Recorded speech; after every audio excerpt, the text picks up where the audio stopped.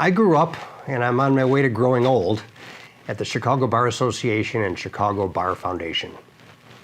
And I'll tell you that the most fulfilling work that I've done outside of my law practice has been with these organizations. Besides my wife Jean and my law partners, some of the very best friends I've made over the past 3 decades are folks that I've met and with the CBA.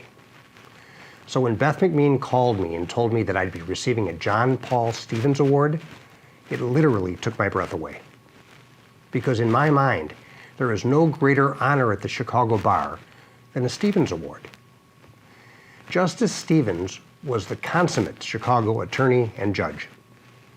He may be our city's proudest contribution to the legal profession in all of America. And for me, it's almost as great an honor as receiving a Stevens Award is sharing it with the 5 other great lawyers on today's program. Congratulations to all of you. I think I've been at most Stevens luncheons over the past 23 years. So in addition to today's awardees, the list of past recipients is simply humbling. Why me?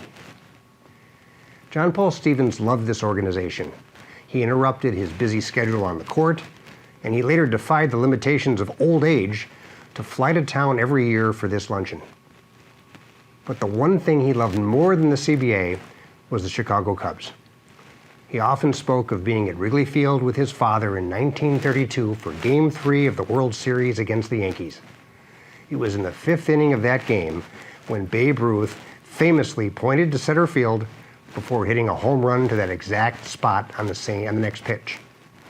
Justice Stevens kept the scorecard from that game in his chambers. 7 years ago, I had the honor of hosting Justice Stevens for this luncheon.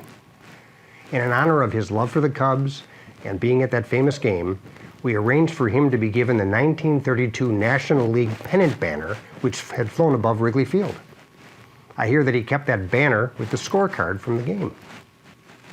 So I think I just answered my question.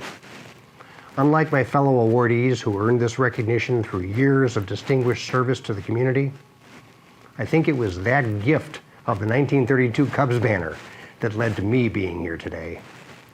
Thank you to the CBA and the CBF for one of the greatest honors I've ever received.